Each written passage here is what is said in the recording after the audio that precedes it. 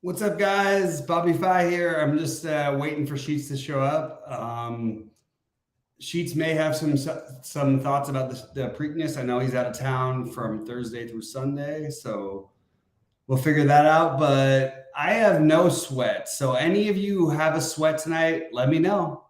There's not much left to sweat, unfortunately. It's like a little tough. We're trying to find the right days to do this, but I want to say a big shout out to the Miami Heat. That was crazy. I'm really amazed by Butler. It's really like the whole culture. It's really crazy. Sorry, I was just talking about how impressive the Heat were. Yeah, Tatum had a really, really nice performance in the second half, by the way. Well, it didn't matter. He was fantastic. Was it 5 straight turnovers or something like that? I mean, the difference between like Tatum and Jimmy Butler, I mean, like it's just like two completely different human beings. I just don't understand how I don't ever remember like a comparison. Like there's nothing like it, really. Nobody who really just like it's consistent though. It's been like for 10 years that this guy is like one of the best 10 players in the postseason, and he's not considered one of the top like 20 in the regular season. But I don't think it's just him. I think it's really, I do believe in culture. And Sheets, you could speak to this better than I do. You coach basketball.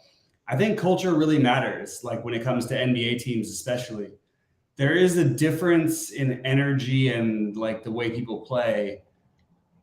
And sometimes it's because you know you're going to win, and sometimes it's because you know you're an underdog. It doesn't matter, or whatever. There's a way the Heat are just consistently, like I feel like you can put this roster anywhere else, and it just wouldn't even matter. Here's the other thing. So I don't know if this kind of goes hand in hand with what you're saying, but maybe so, maybe not. Here's something that I've said on this podcast or whatever you call this, like several times. No. You don't even know what I'm getting at. Yeah. And this does have to do with my with my coaching history or whatever it is. So here's something that I don't think people really realize, because he had LeBron or whatever. Erik Spoelstra is fucking awesome. Okay, he's the best coach in the NBA, and he's going to go down as one of the best in history. He is so good, and I say that from like a coaching perspective. Like I would be like obsessing about like watching videos and like all these different coaches that like some of them put out videos to help out, and whatever, and you pay for some stuff.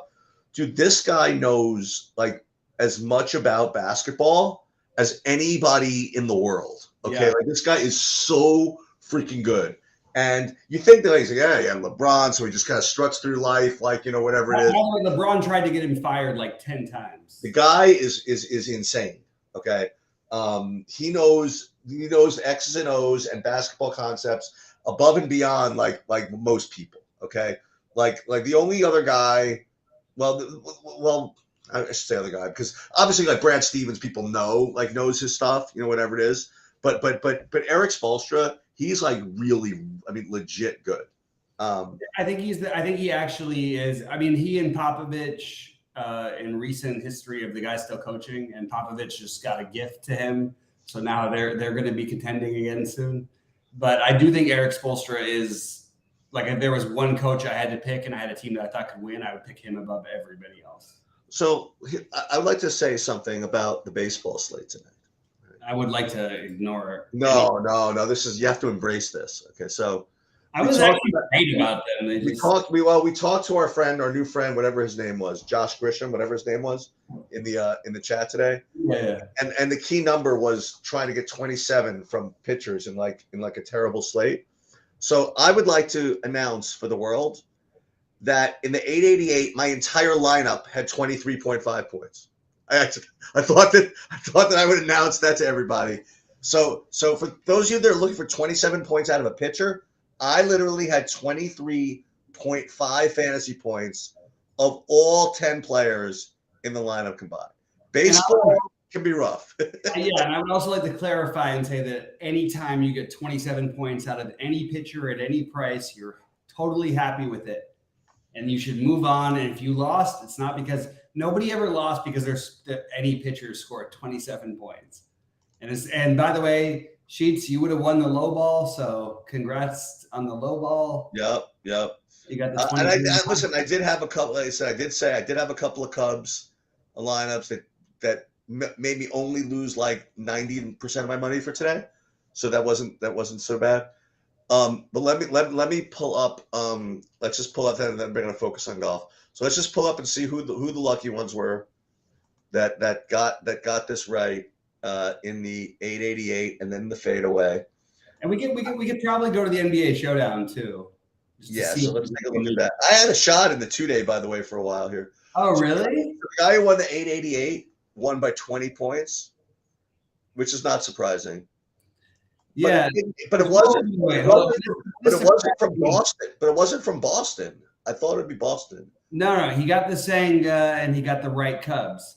Because again, I keep reminding people, it's about how you score runs. But in this case, it was a little bit just fluky. You happen to have the exact right guys. He went all Chicago. That's an entirely Chicago lineup, I think. Can you go back 1 second? Yeah, that's right. The whole town. It's the whole Chicago. The whole town. All in there. Gotta love it. All right, you can slide down if you want to.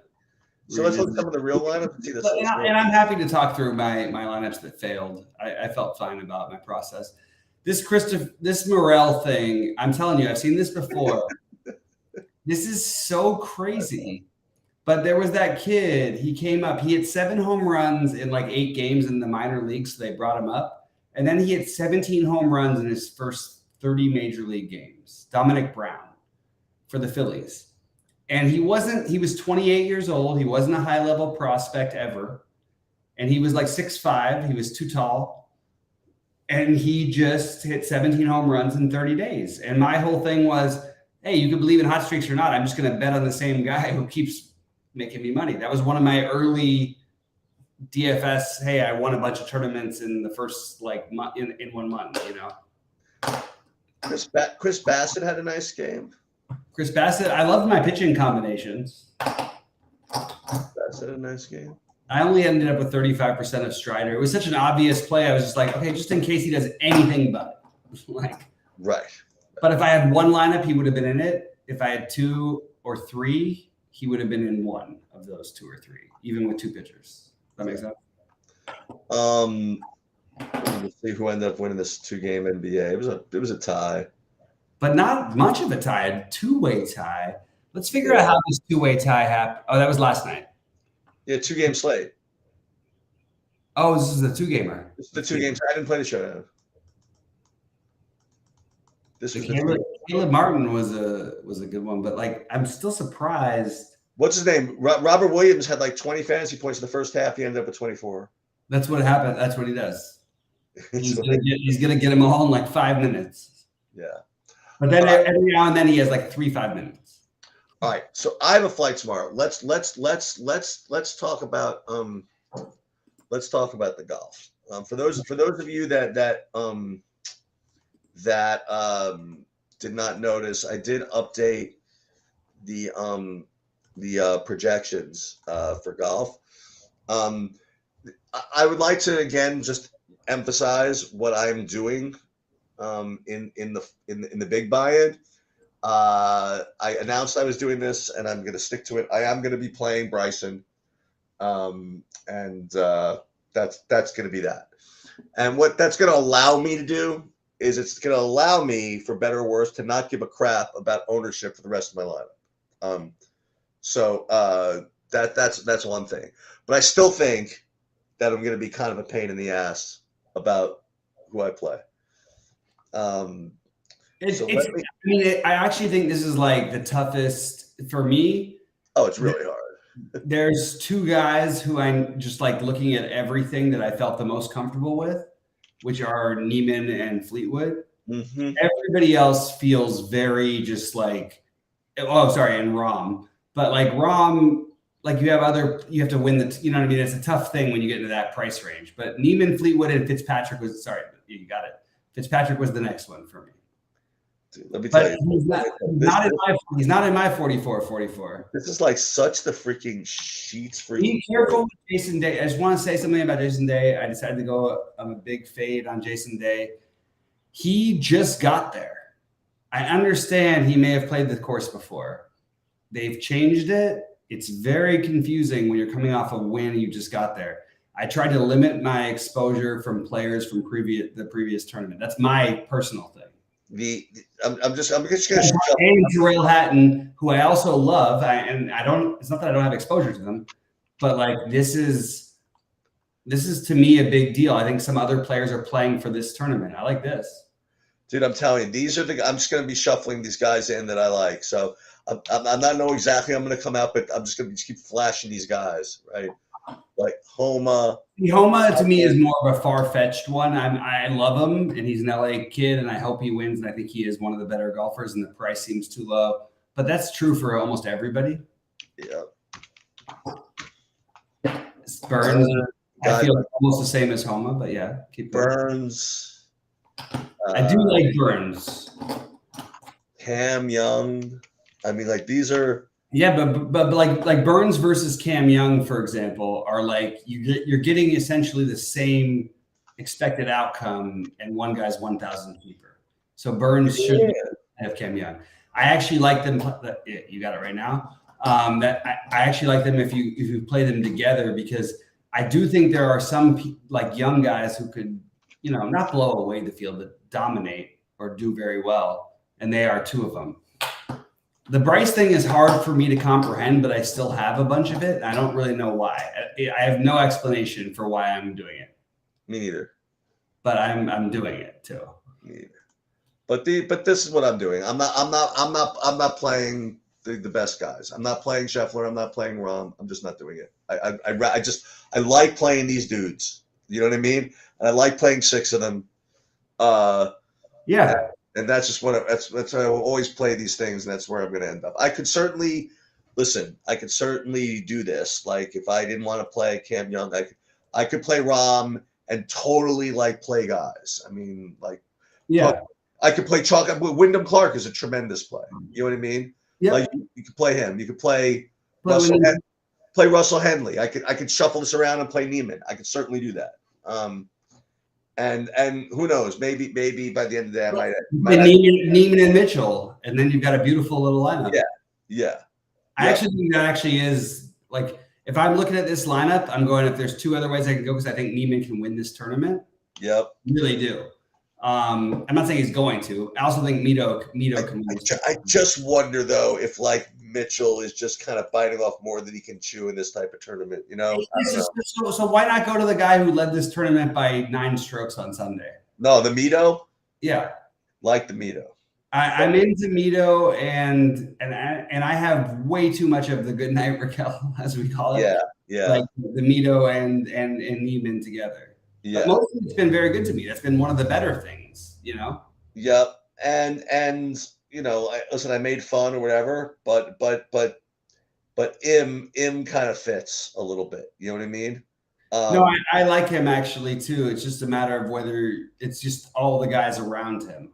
I might just play them all. You know what I mean? It's like right. And I've heard all these insider, like I was listening to a bunch of podcasts all day long yesterday and today. And all I can hear is that, Cam Smith is really struggling with his driver. He's really struggling with the angles. I'm like, well, that's exactly what they say every time Cam Smith is teeing off at an event. I love Cam Smith. Yeah. He won't be in my 44-44, but he will be in my 88 or my 888. And I did want to like give a little shout out to like FanDuel, because it's like $100K for first for once, which it should be because it's hard to get it right. But I do like the idea that you can play like Rahm and Scheffler and still have a good lineup, You play Rahm and Scheffler with Hatton, Clark, and Moore and Woodland. Those are all good. Now, what were you talking about with Hatton again? What, he just showed up? Is that what you're saying? So my issue is I loved Hatton to start the week. He was one of my favorites. The problem is I don't like people who played the week before and were sort of in semi-contention. You don't have to sell me on that idea. But also because this is a specifically hard course, and most of these guys have been there for a week already. Yep. That's a real thing, don't you think? I don't play golf, but I'm imagining it's got to be a big deal. Yeah.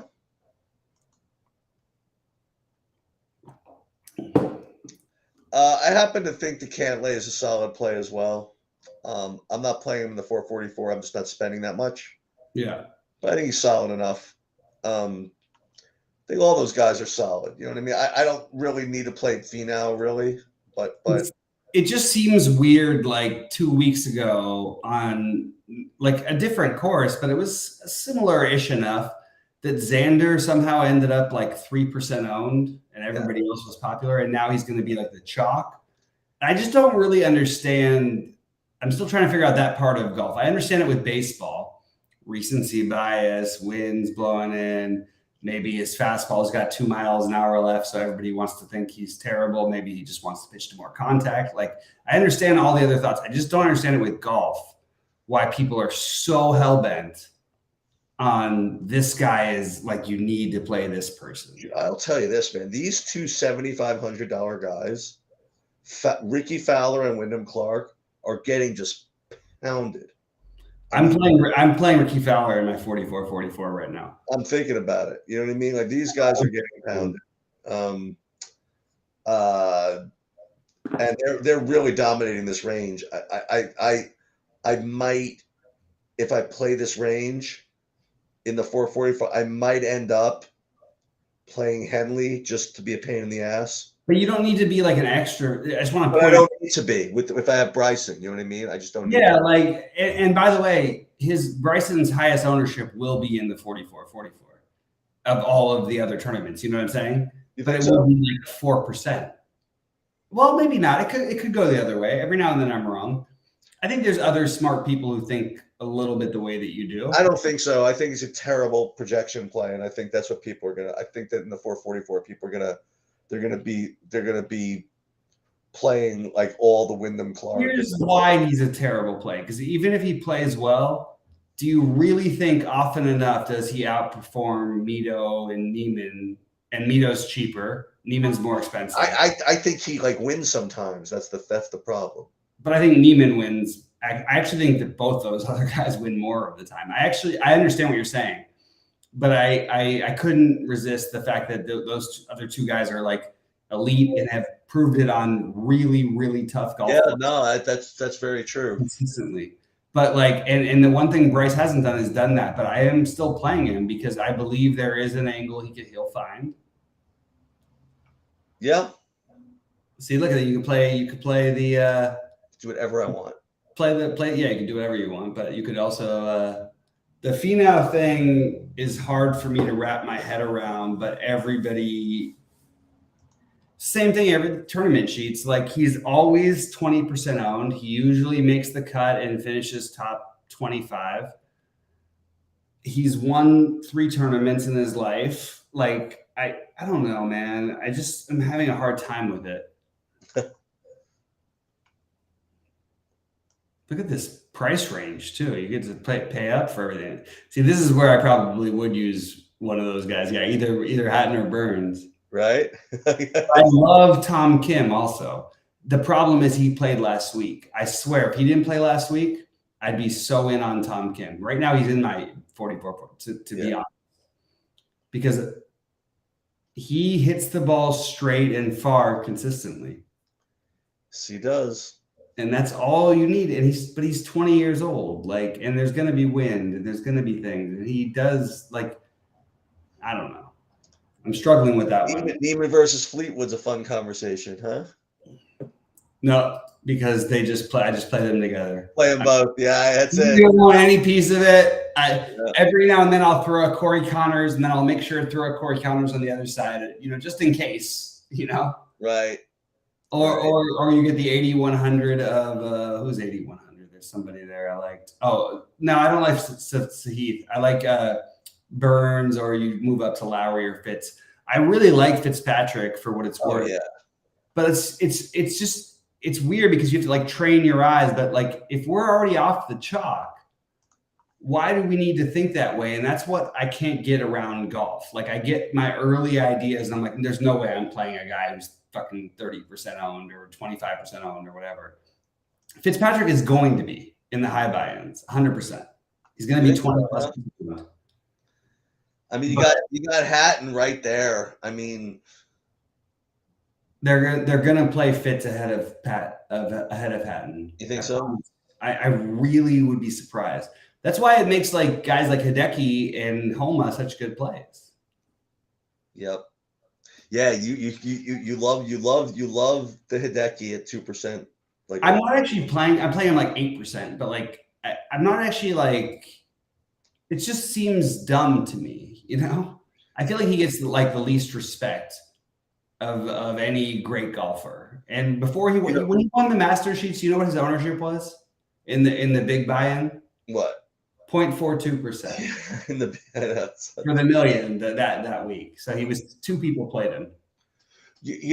I'll tell you something else. You know what's like? You want to know what's sort of preventing me from playing Scheffler or Rahm in my big buy-in? Because I really don't know which one to pick. You know what I mean? Like, and if I do that, like, if I play like Scheffler and Rahm wins, I'll be pissed. But if I play neither of them, I won't care. You know, it's This is, but honestly, like to be honest with you, like for every elevated event, every event they really show up for. No, maybe the right strategy is just the same one you had at the Masters. Yeah, you just keep it to a small pool, and if you fade the 2 top guys at chalk, yeah, I just don't. I really don't think you can lose if you do that all the time. Let's discuss something else that I want you to give you the opportunity to either double down on this take or backtrack off it. Yeah, I'd like to say that Rory McIlroy is legitimately going to be only 10% owned. Yeah, it's interesting that his ownership dropped. It made me a little more interested, so I just got with the field. Okay. But my plan is to get to try to get overweight. I still I still believe in this strategy. If you really believe there's guys who separate themselves, like then play the cheap guys. Somebody's gonna have a fire around, and find your 12 cheap guys that you rotate, and then for the big buy-ins, find the ones you trust the most. I'm not saying it's the right way. I'm just saying it's worked well enough. I'm a profitable golf player now because of this. But I don't know like how it's justified, even that percentage. Like I feel like if you looked back through every tournament, even including the one Rory won, like for 3 years, it would just have always been wrong to play Rory. There's just too much ownership. Yeah. And there's always more than it seems like. But at the same time, like I think everyone's sort of thinking the way that I am, and that they're just off of them. Because how do you not play Rahm or Scheffler for? But I thought the same thing at the Masters, and Rory was 30% owned and didn't make the cut. Nope. And Scheffler played the worst round other than the last -9, right? It's like he finished T9, and Rahm, of course, won the tournament. So, I don't know, man. It's tough. If there's a guy who can compete with these guys of the other guys, you got them in your lineup right now. I don't know about Bryce, whatever, but like in terms of guys who can win the tournament like a reasonable amount of the time, Fitzpatrick, Homa, absolutely. I don't know for sure about Homa yet with this specific course. That's my only thing I'm weighing in, and I do have some Homa. Yeah. But I realized, like on FanDuel, I was deciding between Homa and who did I decide between him? I actually thought that Hatton was a better play, but he was cheaper. It was between Homa. Oh, okay, so it's the worst course for this guy, and I understand that you should avoid these things and all this stuff. But like, if you're playing max lineups, if you're playing 150, if you're playing even 50, if you don't have more speed than the field does, I think it's a mistake. Like it's just guy, you know what I'm saying? Guy just shows up, man. I mean, like it's consistent actually in a weird way. He's so inconsistent, but at the big ones he does show up. Yeah. And I also probably have a lot more Brooks than you do. Yeah. I've got terrible friends who insist to me that he's by far the best player in the world. I just laugh, but like they really believe that, and they know what they're talking about. Like, but I can't understand it. I currently am playing 150 lineups, and I don't have a single one with Brooks. So. Well, so here's how we can both win. Bryce can win the tournament, and you can win the 44-44, and I can win the $25 with my Brooks and Bryson combo. Sounds good to me. Sounds right? Sounds good to me. Party at Sheets' house. I'm in. I'll be there. It's good to me. All right. All right. I'm gonna go because I'm gonna shuffle these and put these in. And for those of you that have been watching, I mean, again, my big buy-ins, it's gonna be some combination of the guys that I've been cycling through here. I don't know exactly what it's gonna be, but at 7 a.m. you'll see it. I know this answer well enough to I think answer the question. But do you have any early advice? We're getting a question for the Preakness. Yes. You do? I was wrong. Yes. I do have something. There's a horse that is currently 6-1, who is, in my opinion, clearly the most likely winner. Which one is it? I don't know if he's going to go off exactly that, but right now he is, and it's National Treasure. Oh, it is. Did he race at the Derby? I don't think so. He's the one horse. I think he's. I mean, listen. There's no such thing as a lock, but he's the most likely winner, and he's going to be probably 5-1.